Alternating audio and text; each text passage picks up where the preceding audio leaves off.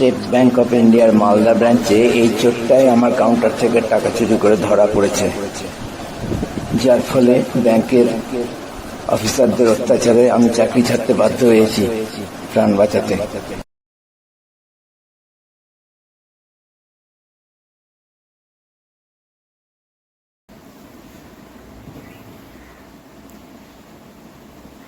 আমাদের দেশে কি একটাও সৎ ও সাহসী মানুষ নাই?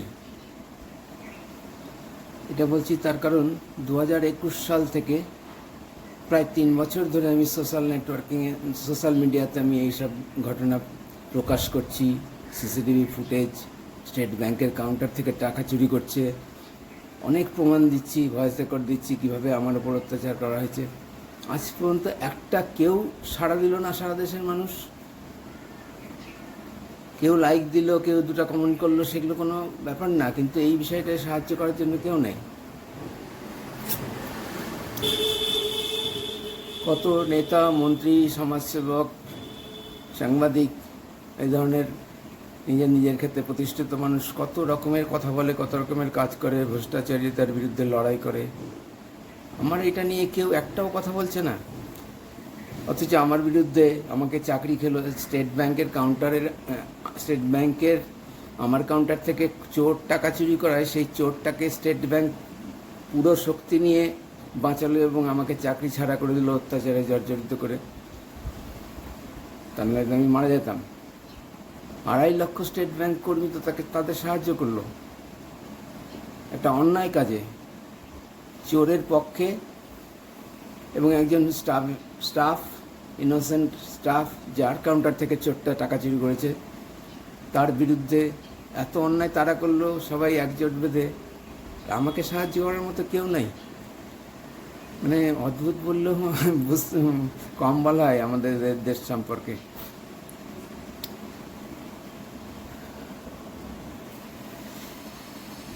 এছাড়াও আমি স্টেট ব্যাংকের কাছে প্রাক্তন চেয়ারম্যান রজনীশ কুমারের আমলে 9টা না 10টা কমপ্লেন পাঠিয়েছি। শুধু প্রথম কমপ্লেনটার পরে স্টেট ব্যাংকের লোকাল হেড অফিস কলকাতা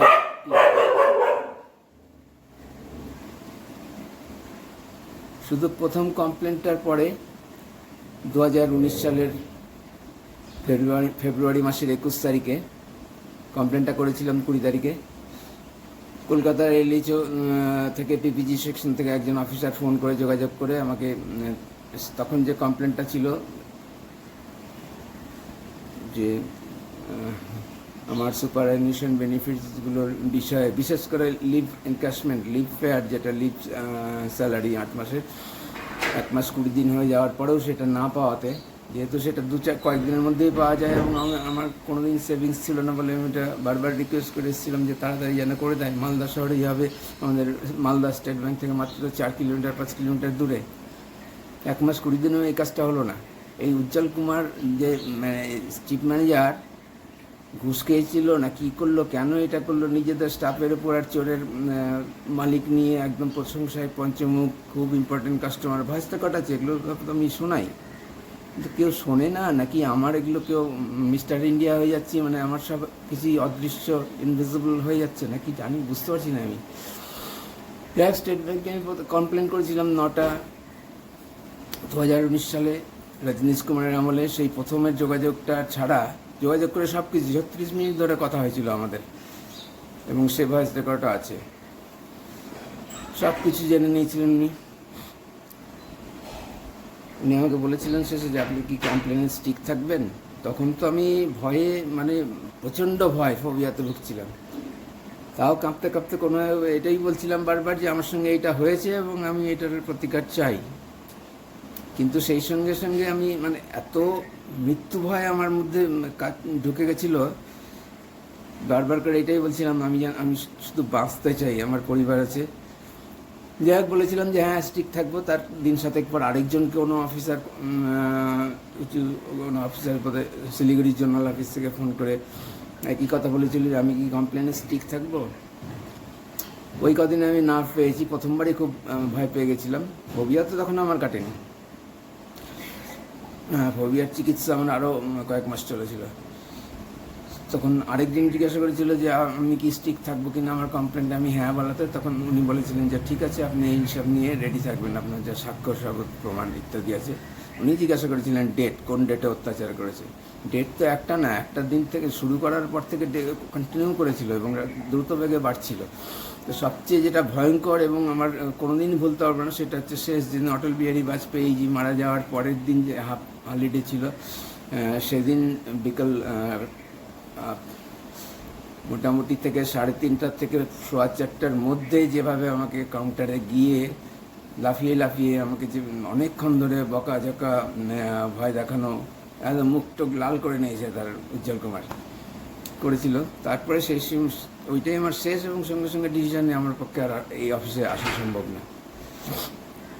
সেই ডেটটা বলেছিলাম, সিসিটিভি ফুটেজ পাইনি। আরে প্রমাণ তো আমি দিচ্ছি, ব্যাংকে তো আমারই পেন ড্রাইভে সিসিটিভি ফুটেজ আছে। ব্যাংক অস্বীকার করে দিল।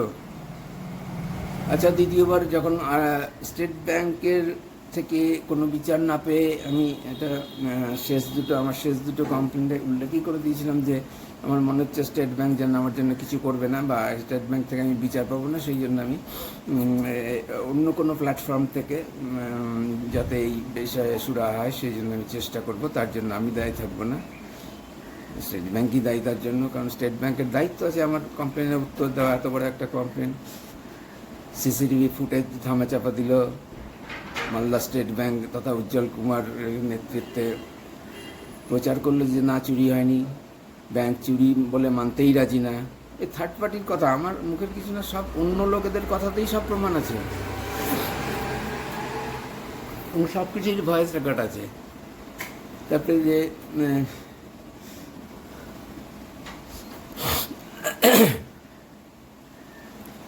তারপরে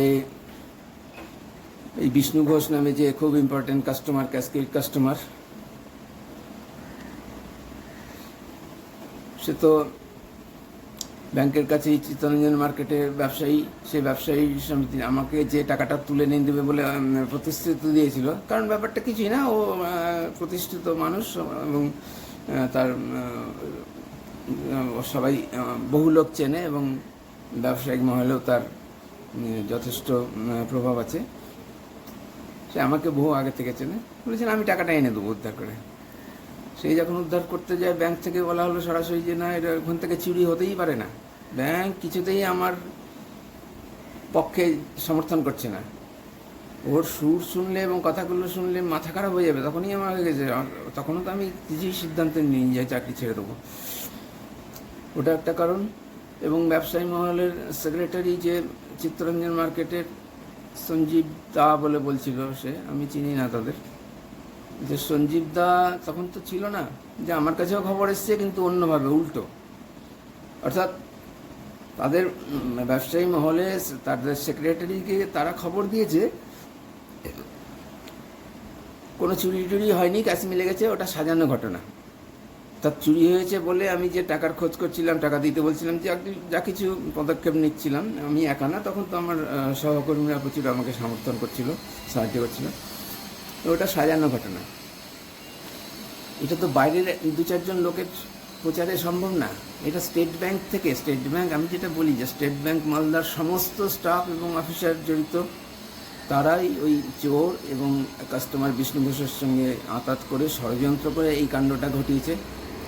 আমি আশ্চর্য হয়ে যাচ্ছি, 100% লোক সবাই। আমি তো চিরকাল মালদাতে দেখেছি, আমি মানে মালদার বাইরে থাকিনি, 34 বছর 10 মাস টোটাল চাকরি করেছি আমি রিটায়ারমেন্টের আগে, এবং পড়াশোনা বা কোনো কারণেই মালদার বাইরে থাকিনি। কারণ মালদাতে আমি নতুন কিছু না, আমি পার্মানেন্ট বাসিন্দা, যদিও আমার পরিচিতি প্রচণ্ড বেশি না, কারণ আমি শান্তশিষ্ট ভদ্র এগুলো এইসব কারণে আমার পরিচিতি খুব বেশি নাই। কিন্তু স্টেট ব্যাংকে কাজ করার সূত্রে তো বহু লোক স্টেট ব্যাংকে মালদায় আসে, বোধহয় কোনো ব্যাংকের মধ্যে সবচেয়ে বেশি স্টেট ব্যাংকে আসে, কারণ গভর্নমেন্টের কাজ প্রচুর আছে স্টেট ব্যাংকে। এবং আমি স্টেট ব্যাংকে মালদা ব্রাঞ্চে 2001 থেকে 2013 পর্যন্ত ছিলাম, আবার 17 সালে এসে তারপরে তো 18 সালে চাকরি ছেড়ে দিতে বাধ্য হলাম। কিন্তু বহু লোক চেনে ওই ব্যাংক, চোর এবং বিষ্ণু ঘোষ আর কারোর মদত আছে কিনা জানি না। পরে বুঝলাম যে ব্যাংকের 100% মদত আছে, 2.5 লক্ষ কর্মচারীর সবারই মদত আছে, কারণ একটা কেউ প্রতিবাদ করেনি এই বিষয়ে যে চোরকে সমর্থন করতে বা চোরের পক্ষে ব্যাংক দাঁড়িয়েছে এবং আমাকে অত্যাচার করে চাকরি ছাড়তে বাধ্য করেছে, এটাই, নাহলে আমি মারা যেতাম। তো এটা নিঃসন্দেহে ব্যাংক প্রচার করেছে, ব্যাংক থেকে খবর হয়েছে। ব্যাংক থেকে খবর না হলে তো প্রকাশ করবে না। মানুষ তো বহু মানুষ, কাউন্টারের মানুষ, আমি তো অনেককে বলেছি, বহু লোক জানে। আর এটা ছোটোখাটো ঘটনা ব্যাংক থেকে না, যে স্টেট ব্যাংকের কাউন্টার থেকে চুরি হয়েছে এবং ধরা পড়েছে। দুঃখের বিষয় যে মালদার মানুষও একজনকেও আমার পক্ষে নিশ্চয়ই কথা বলেনি এবং সবাই মুখ বন্ধ করেই থেকেছে। এই ঘটনাটা কীভাবে হলো জানি না, এত বড় অলৌকিক ঘটনা কী করে হলো জানি না আমি। নিঃসন্দেহে স্টেট ব্যাংকেরই ভূমিকা আছে এইসব বিষয়ে। খবরটা ধামাচাপা দেওয়া, চুরি হয়নি, ওটা সাজানো ঘটনা, ফুটেজ ধামাচাপা দিয়েছে, এটা স্টেট ব্যাংক করেছে একদম সার্বিকভাবে। 2.5 লক্ষ কর্মচারী, যেহেতু আমি এখন প্রচার করছি স্টেট ব্যাংকের, কেউ কিছু বলতে পারছে না তো। এবং আমি এই সাহায্যের কথা বলছি যে মানে আমার আবেদন করছি যে এই বিষয়টা সাহায্য করতে, তাতে স্টেট ব্যাংকের কারো সাহায্য চাই না। এরকম ঘৃণ্য মানসিকতার, জঘন্য, সংকীর্ণ মনের, অমানবিক এই মানুষগুলোর কাছ থেকে আমি কোনো সাহায্য চাচ্ছি না। কিন্তু কারোর সঙ্গে আমার যোগাযোগ নেই এবং যোগাযোগ করতে চাই না। এরকম যে ঘটনা ঘটতে পারে এটা কল্পনার বাইরে। এটা বললাম স্টেট ব্যাংকে 9টা কমপ্লেন রাজেশ কুমারের আমলে করার পর আমি ওইটা জানিয়ে দিলাম যে আমি অন্য মঞ্চ থেকে চেষ্টা করবো। তারপরে আমি চেষ্টা করতে থাকি এবং আমি প্রথমেই করেছিলাম কমপ্লেনটা প্রাইম মিনিস্টার্স অফিস, যেটা আমার মনে হচ্ছে সর্বোচ্চ জায়গা, সেখানে আমি করেছিলাম। প্রাইম মিনিস্টার্স অফিসে অনলাইন কমপ্লেনের সিস্টেম আছে, সেটা করেছিলাম। সেখান থেকে তারা অ্যাকসেপ্ট করেছে, তারা স্টেট ব্যাংকে নির্দেশ পাঠিয়েছে বিষয়টা ভেরিফাই করে, ইনভেস্টিগেট করে বা যা করার করে মানে সঠিক বিচারটা দেওয়ার জন্য, মানে আমার কমপ্লেনটা, অভিযোগটা সমাধান করার জন্য। তারা তাদের আমার কমপ্লেনটা স্টেট ফিনান্স মিনিস্ট্রি ব্যাংকিং ডিভিশনে পাঠিয়েছে। কিন্তু সবগুলো যেমন হয়েছে, যেগুলোর উত্তর দিয়েছে সরকারি এবং ন্যাশনাল হিউম্যান রাইটস কমিশনের নির্দেশগুলোর উত্তর দিয়েছে শুধু, সেগুলোতে যেমন ভুল রিপোর্ট, মিথ্যা রিপোর্ট কালেক্ট করে যারা অভিযুক্ত, যাদের আমি অভিযোগ করেছি যাদের বিরুদ্ধে, তাদের কাছেই মৌখিক কথা বলে জেনে নিয়েছি যে না, এই ধরনের কিছু ঘটনা ঘটেনি। আরে তারা তো মালদাতেই প্রচার করেছে মিথ্যা কথা বলা। তো ভুল রিপোর্টের মাধ্যমে সঙ্গে সঙ্গে এসব case closed, no merit case closed হয়ে যাচ্ছে এবং একটা মানুষও আমার পক্ষে কথা বলছে না সারা দেশে। এইভাবে খুব মুশকিল। এটা এর চেয়ে খুন করে দেওয়ার চেয়েও বেশি যন্ত্রণাদায়ক এটা। এই ঘটনার পর, এত অপমানের পর যে মানসিক কী অবস্থা, এগুলো বোঝানো যাবে না। আমি যে সুস্থ মাথায় আছি এখনও, এটাই মানে সন্তুষ্ট আমি যে আমি পেরেছি নিজেকে সামলে রাখতে। এখন ভয়টা কমে গেছে। তো আমার মতো তখনকার চেয়ারম্যান রজনীশ কুমার নিজেই দায়ী, হয়তো তার নির্দেশেই ঘটনা ঘটেছে।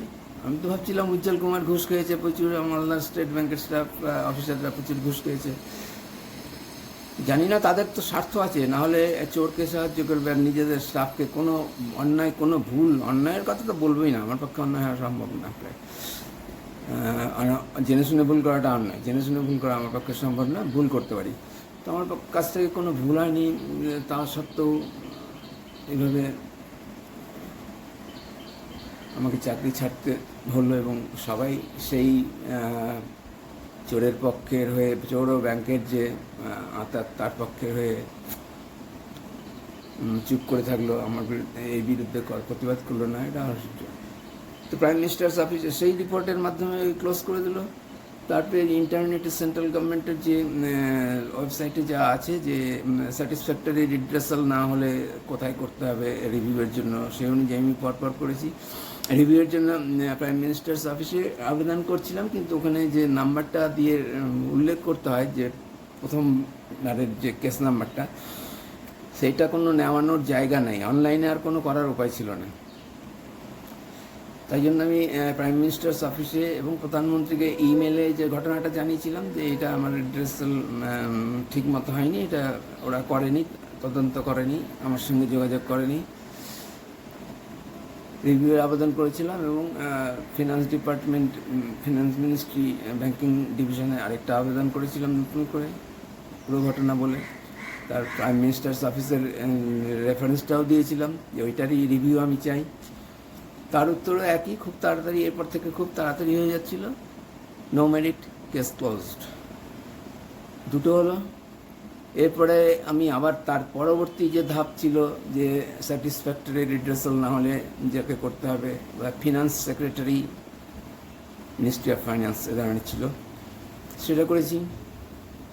একই উত্তর, খুব তাড়াতাড়ি, একদম ছাপা আছে, স্টেট ব্যাংক থেকে পাঠিয়ে দিচ্ছে আর অনলাইনে সেটা আপলোড করে দিচ্ছে, যেই কারণে কেস ক্লোজড। মজার কথা হচ্ছে সেন্ট্রাল গভর্নমেন্টের এত ক্ষমতাশালী, সবচেয়ে আমার মতে সবচেয়ে যেখানে পাওয়ার কেন্দ্রীভূত আছে প্রাইম মিনিস্টার্স অফিস, খুব স্বাভাবিক, প্রাইম মিনিস্টার আমাদের দেশের সর্বোচ্চ কর্তৃপক্ষ, সর্বোচ্চ ক্ষমতার অধিকারী, তাদের নির্দেশকে স্টেট ব্যাংক অবজ্ঞা করছে, এভাবে কোনো মান্যতাই দিচ্ছে না, পরোয়াই করছে না, এইটা আমার আশ্চর্য লাগলো। আর তাদের জন্য বলা আছে সেটা প্রাইম মিনিস্টার্স অফিসের প্রাইম মিনিস্টারের দৃষ্টি আকর্ষণ আমি করতে চাই, কিন্তু জানি না কীভাবে করবো। একটা মানুষেরও তো দৃষ্টি আকর্ষণ করতে পারলাম না 3 বছরে সারা দেশের। আমি চেষ্টা করছি, আমি আশায় আছি যে কোনো কেউ না কেউ আমাকে কারোর মাধ্যমে আমি এটা একসময় আমার সলিউশনটা পাবো, বিচারটা পাবো। না পেলে তো এটা খুবই খারাপ হবে আমার পক্ষে এবং দেশের পক্ষে, একটা ইনস্ট্যান্স হয়ে থাকবে অবশ্যই স্টেট ব্যাংকের পক্ষে।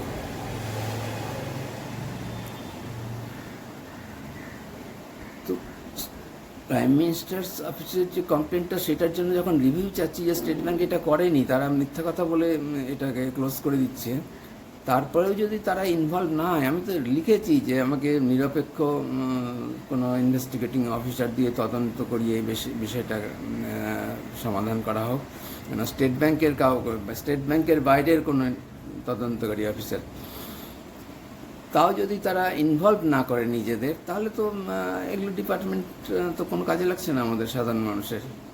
এবং প্রত্যেকটা ডিপার্টমেন্টেরই কথা বলছি তাই, সরকারি। তারপরে গেলাম যে থার্ড, আমার কমপ্লেনটা ফাইন্যান্স সেক্রেটারিতে করলাম, একই ওই উত্তর চলে আসলো যে নো মেরিট, কেস ক্লোজ। দুটো রিপোর্ট আলাদাভাবে আমি তো দেখাচ্ছি বারবার আমার সব ভিডিওতে। তারপরে একটা লাস্ট ছিল ডিরেক্টরেট অফ পাবলিক গ্রিভেন্স, সেটাও অনলাইন, সেখানে করলাম। প্রত্যেকবারই খুবই আশা করছি, তো একই ব্যাপার, কিছুই ঘটলো না। তো আমি 3টা রিভিউ চাইলাম সেন্ট্রাল গভর্নমেন্টের বিভিন্ন ডিপার্টমেন্ট, উপযুক্ত department, prime ministers office, finance department এবং ডিরেক্টরেট অফ পাবলিক গ্রিভেন্স, তাও তারা ইনভলভ হলো না। তাহলে আমি বলবো যে এইসব ডিপার্টমেন্ট দেখে জনসাধারণের জন্য বা পাবলিক গ্রিভেন্স রিড্রেসালের জন্য এইসব ডিপার্টমেন্টের কী ভ্যালু আছে? তা তো নাই। স্টেট ব্যাংক তো কাউকেই পরোয়া করছে না, তার মানে স্টেট ব্যাংকের উপরে কথা বলার কেউ নেই, বা স্টেট ব্যাংক কারোরই কথা শুনবে না। এগুলো আশ্চর্য লাগছে। সব শুরুতে আমি আমার উপর এত অত্যাচার হয়েছিল এবং মানবাধিকার সম্পর্কে আমি খুবই সচেতন বলে আমি প্রথমেই করেছিলাম কমপ্লেনটা, সম্ভবত জানুয়ারি বা ফেব্রুয়ারি মাসে। সেটা হচ্ছে ন্যাশনাল হিউম্যান রাইটস কমিশন, এবং সেখানে তারা একবারে অ্যাকসেপ্ট করেছে। তারা একবারে কেন বলছি, ন্যাশনাল হিউম্যান রাইটস কমপ্লেন করার জন্য প্রথমে জেলা লেভেল, ডিস্ট্রিক্ট লেভেলে করতে হয়, তারপরে স্টেট লেভেলে করতে হয়, তারপরে যদি প্রয়োজন পড়ে তাহলে সেন্ট্রালি যে ন্যাশনাল লেভেলে করতে হয়। আমি প্রথমেই ওখানে করেছি এবং তারা মেরিট আছে বলেই, আমার কেসের কমপ্লেনের মেরিট আছে বলেই না সেখানে অ্যাকসেপ্ট করেছে, এবং তারা অ্যাকনোলেজ করেছে, কেস নাম্বার দিয়েছে, কমিশনে উঠেছে, কমিশন থেকে আমাকে চিঠি দিয়েছে, কমিশন থেকে স্টেট ব্যাংকের চেয়ারম্যানকে নির্দেশ দেওয়া হয়েছে যে এটা সঠিক সমাধান বা ঠিকভাবে সমাধান করার জন্য ঘটনার তদন্ত বা যাচাই করে নিয়ে ঠিক উপযুক্ত ব্যবস্থা নেওয়ার জন্য স্টেট ব্যাংকের চেয়ারম্যানকে নির্দেশ দিয়েছে, ডাইরেকশন দিয়েছে, আমাকে তার কপি দিয়েছিল, তার একটা উত্তর একমাত্র, এবং আমাকে উত্তর দিতে বলেছিল, অনলাইনে আপলোড করতে বলেছিল। এই একমাত্র চিঠি আমি পেয়েছি স্টেট ব্যাংক থেকে, যেটা ন্যাশনাল হিউম্যান রাইটসের নির্দেশ অনুযায়ী আমাকে দিয়েছিল। এবং একই কথা, সেখানে চুরির কথা নাই, আমার উপর অত্যাচারের কথা নাই, নো মেরিট কেস ক্লোজড। তারপরে এত কিছু হয়ে যাওয়ার পর আমার কোনো যাওয়ার জায়গা থাকলো না। সেন্ট্রাল গভর্নমেন্টের চারটা ডিপার্টমেন্ট, 4টা ধাপে আমি অভিযোগ করার পরে কোনো সলিউশন হলো না, পেলাম না। কোনোভাবে যোগাযোগ হওয়াতে আমি হাইকোর্টে গেলাম। কোর্ট নিয়ে আমার কোনো ধারণা ছিল না, আমার ভীতিই ছিল কোর্ট নিয়ে। কারণ যেখানে আমার একটা বিরাট ব্যাপার হচ্ছে যে কোর্ট একটা এমন জায়গা যেখানে আমি সরাসরি কিছু করতে পারছি না, মাঝখানে কারোর লিঙ্ক হিসাবে কেউ থাকছে, অর্থাৎ উকিল, লয়াররা। এবং কোর্টের বিষয়ে আমার খুব বেশি জানাই নাই এমন নিয়ে। তো হাইকোর্টে গিয়ে তো প্রথমবার রিজেক্ট হয়ে গেল, সিঙ্গেল বেঞ্চ। রিজেক্ট করার যে রিপোর্টটা দিয়েছে, যে কারণগুলো, সেগুলো তো সত্যি আমি কল্পনাও করতে পারিনি। সেগুলো কারণগুলো ঠিক না, প্রায় সবগুলোই বেঠিক। এবং আমার তার উপযুক্ত প্রমাণগুলোও দেওয়া ছিল, আমার উকিল কেন দেখাতে পারলো না এবং মেনে নিল সেটা বুঝতে পারলাম না। তারপরে আমার উকিলের পরামর্শে একজন সিনিয়র উকিলকে হায়ার করে ডিভিশন বেঞ্চে আপিল করা হলো। সেটা নাকি অ্যাকসেপ্ট হয়েছিল, প্রচুর চার্জ, অকল্পনীয়। তাও আলোচনা করে আমি ভেবেছিলাম যে 3টা হিয়ারিংয়ের মধ্যে যা কিছু অর্ডার হবে, অর্ডার মানে একটা অর্ডার হলেই তো আমার কাজ হয়ে যাবে, বাকি সব কিছু তো আমি খুব কনফিডেন্ট ছিলাম। অর্ডার মানে তদন্ত, এবং উপযুক্ত তদন্ত হলে তো সবই জানা যাবে। সারা ঘটনায় কোথাও তো আমি একটা মিথ্যা কথা বলিনি, বলা সম্ভব না আমার পক্ষে। সেটাও যখন হলো না, এবং 3টা হিয়ারিংয়ের পরে কোনো তদন্ত হলো না, এবং বুঝতে পারলাম এটা অনির্দিষ্টকাল অবধি চলবে এবং কোর্টের এই বিষয়টা আমার কিছু করার নেই। তখন আমি প্রচুর টাকা লস করে, প্রায় পকেট খালি করে দিয়ে আমি ওটা বন্ধ করে দিয়ে চলে আসলাম। উকিলকে বললাম যে এটা আমি আর চালাতে পারবো না। 2020 সালের ঘটনা এটা। 2020 সালেই হঠাৎ নজরে পড়লো যে স্টেট ব্যাংকের চেয়ারম্যান পাল্টে গেছে, মিস্টার DK খাড়া নতুন চেয়ারম্যান। সঙ্গে সঙ্গে আমি আবার আশান্বিত হলাম, এবং সেই চেয়ারম্যানকে এবং যে